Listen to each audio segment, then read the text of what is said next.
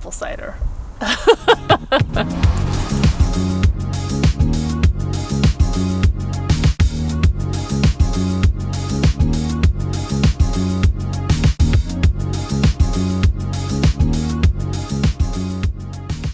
Welcome to the Bourbon Van. I am Phil. I am Julie. And we are this week in such a cool place. I didn't even know this place existed when we left on this road trip. Anza-Borrego Desert State Park here in California. And we toured the area a little bit. We have so many cool things to show you. Pretty much the entire time that we've been here, I've been face down sick. Finally feeling better. We're going to drink some whiskey today. But here's what we're going to get up to. Number one, while I was dead to the world in the van, Julie went out and explored. She went for trail runs, saw some cool things, and so we're going to have a little bit of the Julie cam. Just a little bit. It's quite rugged there. It is not conducive to just like tooling around by yourself, jumping over. Everything there felt like it was about to like stick you. The cactus, the bushes. Maybe a rattlesnake, maybe a scorpion. Yeah, you didn't know what was coming out. It is I'm not the Wild West, but it was pretty rugged. So Julie went out and checked out this trail. We're going to start with that. Then we're going to taste this super interesting whiskey from Virginia Distilling Company. We've never seen it before, and we'll tell you all about that with our tasting notes, etc. And then lastly, we went out to Borrego Springs and got to see all of these gigantic detailed metal statues that were so cool. We're saving the best for last today. Do not go anywhere, but we're kicking things off with the Julie cam. Check this out.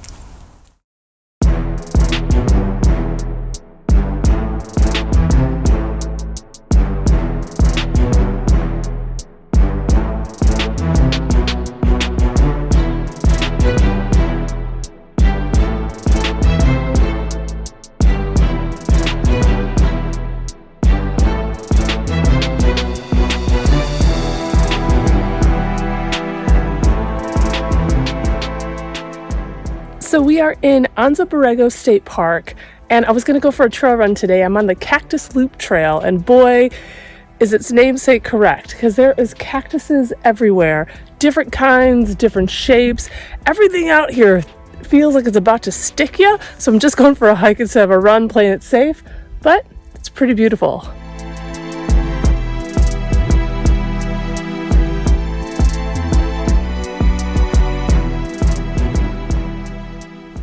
So I will say, the area that we went through was a smaller area. I think there's just a ton to do. Like Phil said, it's a huge state park, but I think most of the things that you need to do or want to do, you need an all-wheel drive or even a 4x4 vehicle. Yeah. Our poor little Sadie wouldn't make it down, I don't know, 90% of the roads here. So if you're looking to travel there, definitely get a vehicle with a little bit more off-road capability. The Tamarisk Grove campground is where we stayed, and it was really fantastic. Well, we are getting into something very interesting today that I'm excited to share. This is Virginia Distillery Company Courage and Conviction. It's an American single malt whiskey. You can see it there.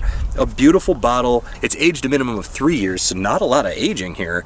This 100% malted barley whiskey is matured in former sherry, cuvee, and bourbon casks. So you would think with a blend like that, you're going to get some very interesting flavors here. So 3 years aged, 92 proof, and we spent about $70 on this bottle. We bought it in California, and first off, I just want to say I love the look of that bottle. It really is a beauty. You can see a lot of it is gone. We've been drinking this one for weeks, maybe a month now. Yeah. And I've personally been enjoying it. I'm interested to hear your thoughts on this thing, so let's get into it. So one thing I want to say right out of the gate, if you didn't see the cork pop when we cork popped this baby in Palm Springs, it was a choice cork pop. It was a lot of work. Yeah. Yeah, it came in a tube too. I forgot about that. There was more packaging to deal with. Let's get on to the nose here. The color of it is not super dark. It's very golden. Looks great in the sunlight here. I like the smell of this. Honey. I said apple cider. It has an apple cideriness to it. Honey's great. The vanilla. There's a little maltiness here, a little bit. You can tell it's going to have a little funk to it. It actually reminds me a ton of Scotch. And I'll say that several times in this video, that this whiskey, if I blinded it, if it was a 5-Sip Friday, I would say that this is a Scotch. I would not think that this is an American single malt whiskey. You want to try it? I'm ready. Cheers. Cheers. this is going to sound weird, but it tastes almost meaty. Yeah. Like, there's a lot to it, a lot to chew on. There's a little bit of funk on the finish. It also tastes refreshing. I think that there's a citrus zest here, and even on the tail end of the nose, I was finding lime zest here a minute ago. This is such a complicated whiskey. I think that you can taste the bourbon influence of the maturation. I think you can taste that wine influence. I think you can really taste that sherry influence. And the sherry influence, I'm not a big sherry guy. I didn't even know what it was for the longest time. It's just so complex. The honey comes through, the vanilla comes through, and again, I would confuse this for a scotch. It's a very complicated whiskey. I like this. So not really my forte, something that I would normally drink, but I have had a couple drams of this throughout the last few weeks, and I've enjoyed every single time. I think I find it super interesting. Like it's a thinker. You want to sit with it. You want to kind of break it apart, find more flavors, figure it out, because it does taste quite different. Yeah, it's a whiskey Tetris. I like that. The way things come together, and it seems like every time we taste it, we get something new. The more we drink this bottle down, that lime zest is way stronger today than it was even yesterday when I tried this whiskey. So I think that there's a lot happening here. I also think that the finish really lasts, and it's making my mouth water. It's almost savory. Yes. And even though it's a lower proof whiskey, even though it's only 3 years aged, I think that there's a lot to like here.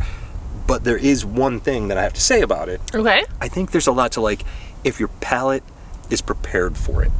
Interesting. The other day we had that Claremont Steep, which is the Jim Beam American Single Malt Whiskey. We said that that's a great American Single Malt Whiskey for new American Single Malt drinkers, or for even for new whiskey drinkers in general. I think this one, if you have an experienced palate, this is a whiskey that's worth checking out. I think if you're new to American Single Malt Whiskey, I don't think this is one to start with. I think it is super complex and very nuanced, and I think if you're fairly new to whiskey and you're just getting your palate together, some of this stuff is going to pass you by. And for that price, that $70 price tag, you don't want to blow a bunch of money on a whiskey you're not going to fully appreciate. So I'm not saying like, oh, I've got the greatest palate in the world, but we've been drinking a fair amount of whiskey for the last several years, and so we do find the flavors that we're looking for in these complex whiskeys. That's why I think that if you are looking for some new flavors, you like Scotch, or you're experienced with American Single Malt Whiskey or whiskey in general, definitely check this one out. I actually think this is a really great point, because I find this quite easy to drink. There's nothing here that's like, you talked about the Scotch flavors. There's nothing here that's like, oh, it's like so smoky or it's so harsh. Like, the flavors are lovely. I like the complexity of the flavors, and maybe a beginner drinker would drink that and be like, oh yeah, I like this. But I do think this is something to sit around and kind of pull apart and think about. And for that, I agree with you. I definitely think that this is worth checking out if you have an experienced palate and if you are an adventurous whiskey drinker. Now, are you ready to show off these very cool, huge statues? Oh my goodness, this was such a cool surprise, because we've seen photos of these statues online. We knew that they were pretty big and that they were spread out. We had no idea what we were actually in for, and I'm telling you, we were able to drive the van right up to some of them. They were bigger than the van. I'm telling you, this was one of the coolest experiences, one of the most unexpectedly cool experiences that we've had on this road trip. Check this out. These are so cool. I thought they were going to be teeny tiny, but they're huge. Look at the detail work on the statues.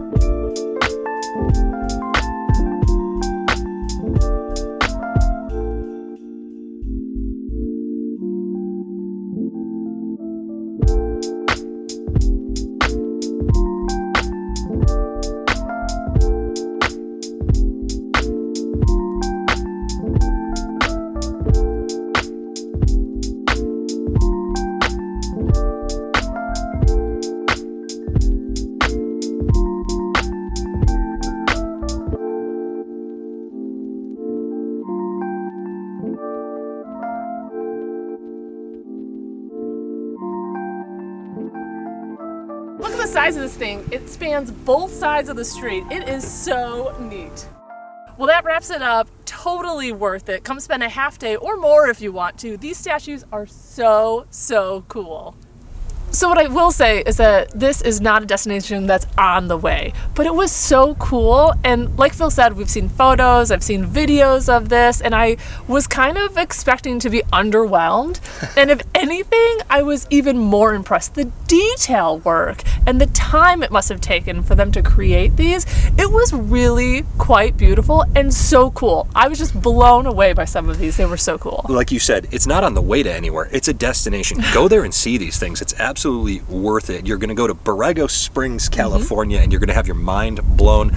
Rent a bike or something like that so you can see all of them, because we couldn't get to all of them in the time that we had. We couldn't drive to all of them. Some of them, they're a little bit further off the road than others, but absolutely worth the trip. Very cool. Oh, and by the way, Sadie had a showdown with the scorpion and the grasshopper. That was all Mavis's idea. We got out of there by the skin of our teeth. Everything's okay. The van looks good yet. So Borrego Springs, super cool. Anza-Borrego Desert State Park, definitely worth a visit. If you have never heard of these places, get them on your list. They need to be on your radar, because this was seriously one of the most surprisingly cool places we have ever visited. There is so much of the park that's inaccessible to a two-wheel drive vehicle, so we barely, 1%, maybe a half a percent scratch the surface of it, and it just looks like just an off-roader's dream over there. Right, this state park is literally 50% of the entire California state park system, and we saw just the tiniest fraction of it, and it still blew us away. Get out there, check it out, and from wherever we are to wherever you are. Cheers. Cheers.